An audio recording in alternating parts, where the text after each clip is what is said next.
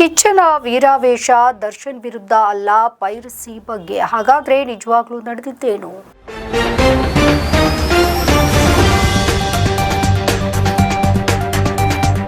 ನಾನು ಯುದ್ಧಕ್ಕೆ ಸಿದ್ಧ, ಮಾತಿಗೆ ಬದ್ಧ. ಹೊರಗೆ ಒಂದು ಪಡೆಯೇ ಯುದ್ಧಕ್ಕೆ ಸಜ್ಜಾಗ್ತಾ ಇದೆ ಅಂತ ಹುಬ್ಬಳ್ಳಿಯಲ್ಲಿ ನಡೆದ ಮಾರ್ಕ್ ಸಿನಿಮಾದ ಬಿಡುಗಡೆಯ ಪೂರ್ವ ಕಾರ್ಯಕ್ರಮದಲ್ಲಿ ಅಬ್ಬರಿಸಿದ್ದ ಕಿಚ್ಚ ಸುದೀಪ್ ಈಗ ಸ್ಪಷ್ಟನೆಯನ್ನ ಕೊಟ್ಟಿದ್ದಾರೆ. ನಾನು ಯುದ್ಧಕ್ಕೆ ಸಿದ್ಧ ಎಂದಿದ್ದು ಪೈರಸಿಯ ಬಗ್ಗೆ. ಚಿತ್ರನಟ ದರ್ಶನ್ ಜೈಲಿಗೆ ಹೋಗುವ ವೇಳೆಯಲ್ಲಿ ಸುಮ್ಮನಿದ್ದ ನಾನು ಈಗ ಯಾಕೆ ಅವರ ವಿರುದ್ಧ ಮಾತನಾಡಲಿ ಅಂತ ಹೇಳಿದ್ದಾರೆ. ಸಾಮಾನ್ಯವಾಗಿ ಪತ್ರಿಕಾಗೋಷ್ಠಿಗಳಿಂದ ದೂರವೇ ಉಳಿಯುವ ಸುದೀಪ್ ಅವರು ತಾವು ಆಡಿದ್ದ ಮಾತು ದರ್ಶನ್ ರತ್ತ ತಿರುಗ್ತಾ ಇದ್ದಂತೆ ಸುದ್ದಿಗೋಷ್ಠಿಯನ್ನ ನಡೆಸಿ ಸ್ಪಷ್ಟನೆಯನ್ನ ಕೊಟ್ಟಿರುವಂತದ್ದು ಬಹಳ ವಿಶೇಷ. ಹುಬ್ಬಳ್ಳಿ ಕಾರ್ಯಕ್ರಮದಲ್ಲಿ ಸುದೀಪ್ ಆಡಿದ್ದಂತಹ ಮಾತು ಭಾರಿ ವೈರಲ್ ಆಗಿ ದರ್ಶನ್ ಅಭಿಮಾನಿಗಳ ಆಕ್ರೋಶಕ್ಕೆ ಕಾರಣವಾಗಿತ್ತು.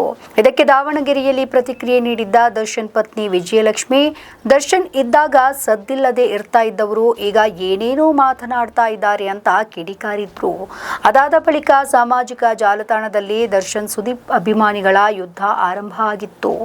ಇದರ ಬೆನ್ನಲ್ಲೇ ಸುದೀಪ್ ತಮ್ಮ ವೀರಾವೇಶ ದರ್ಶನ್ ವಿರುದ್ಧ ಅಲ್ಲ ಅಂತ ಸ್ಪಷ್ಟನೆ ಕೂಡ ಕೊಟ್ಟಿದ್ದಾರೆ.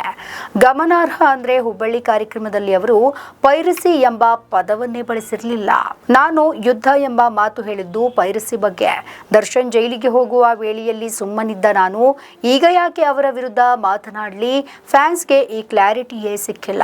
ನಮ್ಮ ಸಿನಿಮಾ ಪೈರಸಿ ಮಾಡಲು ದೊಡ್ಡ ಯೋಜನೆ ಸಿದ್ಧವಾಗ್ತಾ ಇರುವ ವಿಚಾರ ಇಂಟೆಲಿಜೆನ್ಸ್ನವರ ಮೂಲಕ ಗೊತ್ತಾಯಿತು. ಪೈರಸಿ ಬಗ್ಗೆ ಸುಮ್ಮನಾಗಿದ್ದು ಸಾಕಾಗಿದೆ. ಅದರ ವಿರುದ್ಧ ಹೋರಾಟಕ್ಕೆ ಯೋಚಿಸ್ತಾ ಇದ್ದೇನೆ.